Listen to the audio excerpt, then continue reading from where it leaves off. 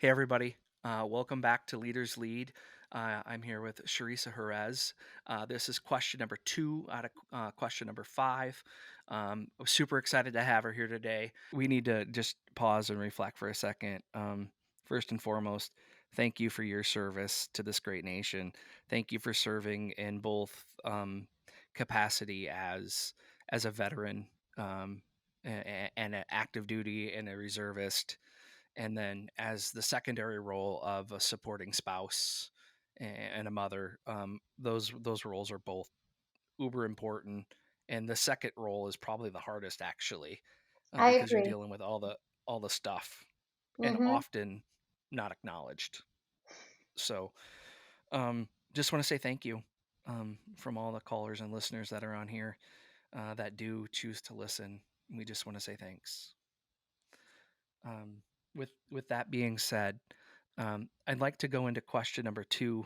I got to figure out how to point properly. 2 of question number 5 on Leaders Lead.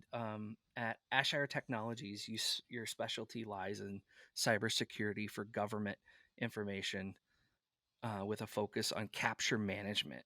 Can you provide a specific example of a complex challenge you've encountered in this field and how you've effectively addressed it, showcasing your problem solving skills? Sure. So it's funny because this is probably where everybody's signing off and they're going, oh my gosh, she's going to get into the details of cyber. And that's like a big yawn. And I'm not going to do that. So I would say that in my role, responsible for growing the business, right? Building those partnerships with other companies and adding contracts to our pipeline. One of the biggest challenges that I had is that I had very little experience in this industry before I took on this role, which that this isn't the first time that I do that. And so, from a problem solving perspective, it was really start with identifying the problem. How do I grow a business that I don't understand intimately Hmm. and build a pipeline and partnerships and trust with other vendors, understanding my own limitations. And so I think the first answer to that was you never stop being a student. So some people will take the approach to understand the buzzwords, the key one liners, and they'll just rinse and repeat and recycle these same one liners and pray that nobody asks them an in depth question so that they don't bumble their way through it. And I just don't work that way. I'm not a surface level learning kind of person. So I began to invest my time, energy, money, and resources in really understanding and learning and being a student for life. And the best place to start with was with my partner, who is a subject matter expert in this field and is very experienced, got years of experience doing this. He's very passionate about it, and I started to ask questions. And I think asking questions is the number one source for problem solving methodologies you're going to find, whether it's Ishikawa's 5 Whys, root cause analysis, brainstorm, whatever. All of it centers around the idea of curiosity. And then when people are answering those questions, or you're reading the articles, or you're watching the videos on YouTube, focus and pay attention and learn. And so once I felt that I had the depth of understanding that I needed, then I've resolved one of my mitigating circumstances. The next is, okay, now go learn how to go out and sell your services. Not something that I had really done too much in the past. I was always an operations professional, which meant I ran what was running, right? But so then I became a student of the business development life cycle and establishing those relationships in the sales Hmm. industry. So I started attending a lot of big industry events, being very genuine, being very authentic, you know, not showboating things that we weren't doing, being very straightforward about where our business was in the overall growth life cycle.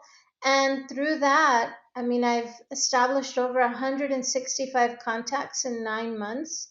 We've built a partnership through the DoD Mentor Protege program.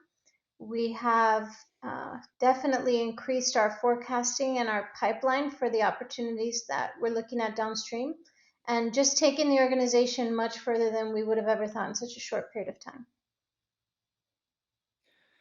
Yeah, that's im- that's impressive because when you have a complex problem, you know, you got to break it down and look at what are you trying to understand. And I think you said it best with start by asking questions, right? And seek out people who are experts in this area. And I think that goes with regardless of the subject. And Right. surround yourself with people who know the industry. Um, I've switched industries a couple times in my career from um, consumer electronics to high tech industrial testing, things that you can't even imagine what they are, into the medical world. And um, boy, it's a journey. And there's steep learning curves in each one of those things. And Right. um, you gotta do it with a little bit of grace and humility because the moment you just use buzzword soup, you're you're out. And one of the things that happened to me early in my career in 2004, probably 2005, I was working part time Christmas help or something around that 2004 at Best Buy in Ames, Iowa, and some guy came in and remember when plasma TVs were like the big deal, Oh, right? I Like, do. oh man, you had a plasma TV. This was like, whoa.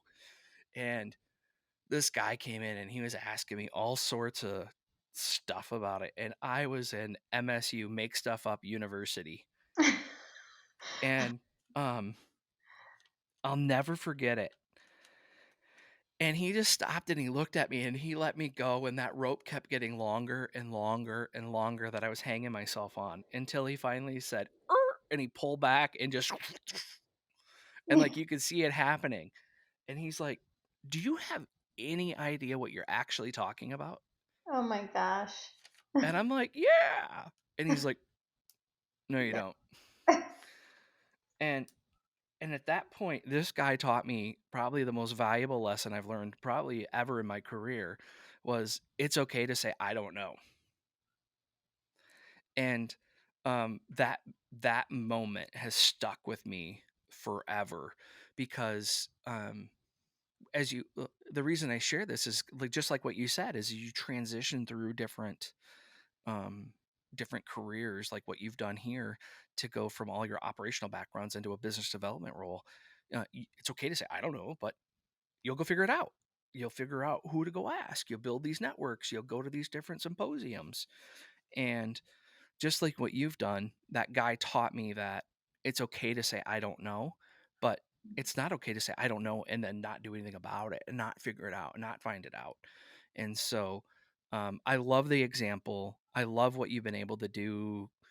I love the approach that you've taken. Like my hats off to you, like metaphorically and physically, Oh, um, thanks. because it's going from an operational role to a business development role is a completely different, I think, a different side of your brain, I agree. especially um, for as long as you've been in an ops capacity. So, um, nice job. Thank you. And what can the people that are watching this today do? What can we do to support you? How can we lift you up? How can we bring attention to what you and Ashire Technologies has going on? Yeah, I think in terms of overall support, I am a huge believer in the collective energy of this planet. And, that might sound a little new agey, but I just lived it. I've lived the magic. So I think that one of the big things that I would ask is if anybody's watching this podcast, if anything that I said clicked or helped, encourage or affirm things that they may have been pondering or wondering, do I do it? Do I really make the shift? Will I fail? In my life, I really didn't have a whole lot of choice in the matter. Most of the times, I just had to jump, and I will tell you, I don't regret not one single one. So, positive thoughts is always very uplifting. I know I will feel them. I know I will experience those positive thoughts, and they help me on the difficulties of the day to day. Also, obviously, pragmatically and logically, my company, Ashire Technologies, is a federal subcontractor, but we are very excited about the opportunity of moving into commercial ventures and branching our services outside of just government. So we provide cybersecurity support for federal information systems, but we can help organizations in all areas, as well as, with my background in supply chain and operations. I'm very excited to get an opportunity to really sink my teeth into a good project and put a team together to help do some of the things that I used to do in operations, cost savings, efficiency improvements as well. So please check us out, www.ashiretech.com, and give us a call, shoot us an email. We are excited to hear from you. Yeah. Yeah. You heard it here. Cherisa has done some amazing things. Super proud to have her in my network. Um, a veteran, somebody who stands for high principles, high standards, who's actually made an impact on some pretty big things. If you hear about respiratory devices during COVID, not shying away from going to the front lines to do things. And I just want to just say thanks for um, being a part of this, coming out, being a little vulnerable to come on this podcast and being on the leading edge of it. Like, what are you really doing, Zach? Oh, um, I love it. I and love what you're doing, Zach. Thank you.